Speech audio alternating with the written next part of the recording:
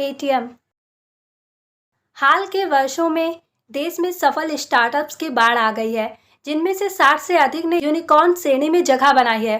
हालांकि पेटीएम सीमाओं को तोड़ते हुए और संस्थापक और सीईओ विजय शेखर शर्मा के दृष्टिकोण के अनुरूप विकसित होकर काफी ऊंचाइयों तक पहुंच गया है। फोर्ब्स की भारत की 100 सबसे अमीर लोगों की सूची के अनुमान के अनुसार उनकी यात्रा 27 में प्रति माह 10,000 रुपए कमाने से शुरू होकर $2.4 बिलियन की कुल संपत्ति अर्जित करने तक हुई। 1978 में अलीगढ़ में एक मध्यम वर्गीय परिवार में जन्मे वह अपनी शिक्षक पिता और गृहिणी मां की तीसरी संतान थे और उनके 3 अन्य भाई बहन थे। वह 14 साल की उम्र में अपनी स्कूली शिक्षा पूरी करके अपने हिंदी मीडियम स्कूल के शिक्षाविदों में एक प्रतिभाशाली छात्र थे। उन्होंने 15 साल की उम्र में दिल्ली इंस्टीट्यूट ऑफ टेक्नोलॉजी में प्रवेश किया और कॉलेज में सबसे कम उम्र के इंजीनियरिंग स्नातक थे।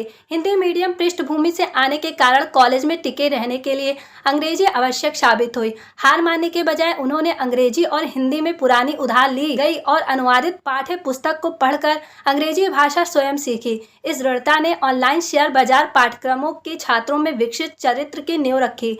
पढ़ाई में अपने खराब प्रदर्शन के कारण धीरे धीरे उनकी रुचि कम हो गई और उन्होंने कॉलेज जाना बंद कर दिया और अंततः उद्यमिता में अपने जुनून को आगे बढ़ाने का फैसला किया। उन्होंने और उनके दोस्तों ने एक content management system XS communication बनाया था, जिसे बाद में द इंडिया एक्सप्रेस द्वारा इस्तेमाल किया गया। अपनी कंपनी के लिए धन की व्यवस्था करते समय वह एक अवैतनिक ऋण चक्र में फंस गए, जिसके कारण उन्हें छोटी मोटी नौकरियां करने के लिए मजबूर होना पड़ा। उनकी स्व डिजाइन और विकसित खोज इंजन वेबसाइट indiasite.net 2 साल बाद 1999 में $1 मिलियन में बेची गई थी।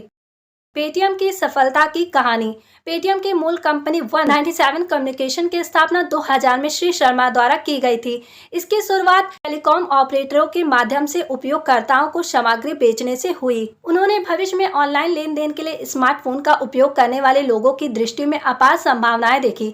उस दृष्टिकोण के साथ पेटीएम को अगस्त 2010 में लॉन्च किया गया था और 2014 में अपने लाइसेंस प्राप्त वॉलेट उत्पाद को लॉन्च करके ऑनलाइन भुगतान प्रणाली में स्थानांतरित कर दिया गया। कुछ ही दिनों बाद बिजली, पानी और गैस बिलों का भुगतान करने की व्यवहार्यता के कारण पेटीएम जनता के बीच बेहद लोकप्रिय हो गया।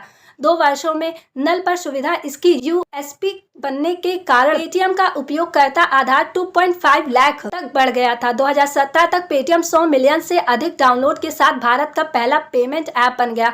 पेमेंट मनी भी लोगों के लिए एक लोकप्रिय MF निवेश गंतव्य बन गया। पेटीएम को आम लोगों के बीच सबसे बड़ी सफलता तब मिली जब भारत सरकार ने 2016 में नोटबंदी की घोषणा की। इससे लोगों ने नकदी संकट के दौर में डिजिटल भुगतान की ओर रुख किया, जिससे सीधे तौर पर पेटीएम के संचालन को बढ़ावा मिला।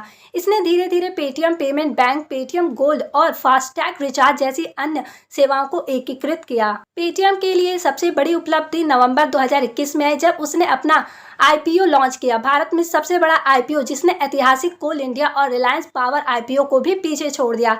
IPO आने के साथ सोशल मीडिया पेटीएम की उपलब्धियों और इसकी यात्रा के बारे में गपशप, अटकलों, विश्लेषण का केंद्र बन गया। अपार ब्रांड निष्ठा, बाजार प्रभुत्व और ब्रांड मूल्य ने लोगों को IPO में भारी विश्वास जगाने के लिए प्रेरित किया है।